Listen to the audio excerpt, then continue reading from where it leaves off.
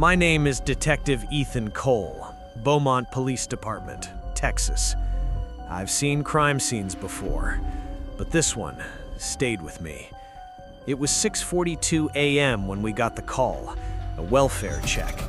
The victim, Emily Carter, 22 years old, lived alone. Her friend said something felt wrong. She always replies, she told dispatch, but today, nothing. We arrived within minutes. The house looked normal, too normal. No broken windows, no forced entry, but the moment we stepped inside, everything changed. The living room was destroyed, furniture flipped, drawers open, glass everywhere. It wasn't just messy, it was violent. And then we saw her, lying on the floor, still, cold. Emily Carter, 22, gone. There were stab wounds, 1, 2, 5, 10, 17. Different angles, different depths. This wasn't planned.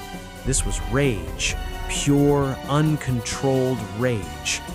But then, something didn't make sense. There was no knife, no weapon, no fingerprints, nothing. It was as if the killer never existed. And for a moment, standing there, I remember thinking, whoever did this knew exactly what they were doing. We sealed the house, full forensic sweep, every surface, every object. Nothing. No prints, no blood trails leading out, no sign of escape. It didn't make sense. 17 stab wounds, but no trace of the person who did it. One officer whispered, "This feels staged." Another said, "Or impossible." But crime scenes don't lie. People do. So we kept digging. Hours passed. Then something changed. The bathroom. Detective Maria Lopez called me over. "Ethan, you need to see this."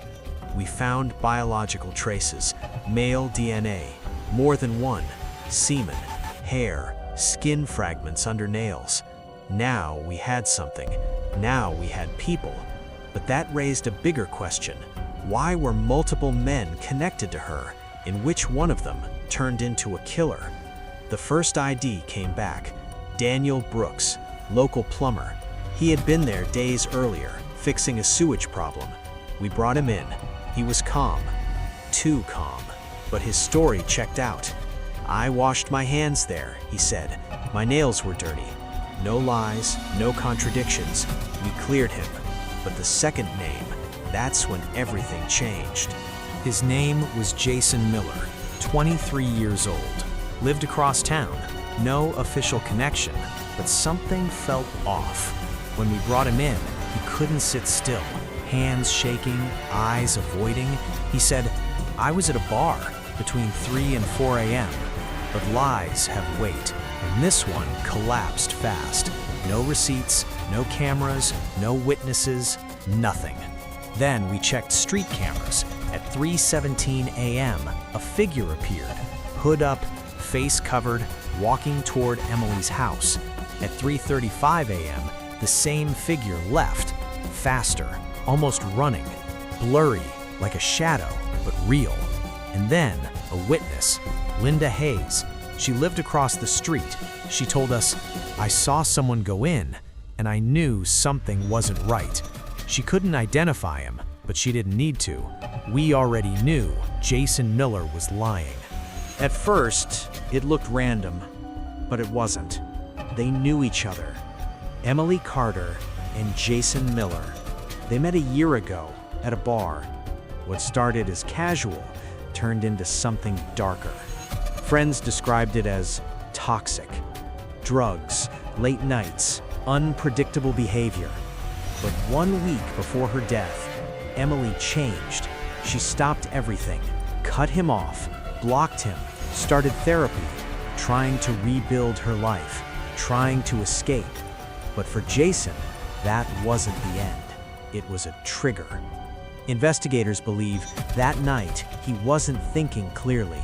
High, angry, obsessed, he went to her house, covered his face, entered quietly, and when she saw him, everything exploded. A struggle, a fight, fear, and then 17 times.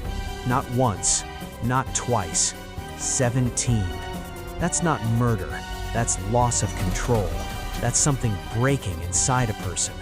And when it was over, he cleaned, carefully, removed the knife, wiped everything, and walked away like nothing happened. When we confronted him, Jason Miller didn't confess immediately. He tried to hold it together, but pressure breaks people. Slowly, then, suddenly, his story changed, again and again, until finally he said it. I went there. I didn't mean to. I lost control. But here's the truth. It wasn't just anger, it was obsession. And obsession always leaves a trace. His mistake wasn't the murder, it was the bathroom, the DNA, the one thing he couldn't erase. If not for that, this case would have stayed a mystery forever. Emily Carter was trying to start over, trying to escape her past, but sometimes the past doesn't let you go. And sometimes the person you trust becomes the reason you don't survive. Case closed, but not forgotten.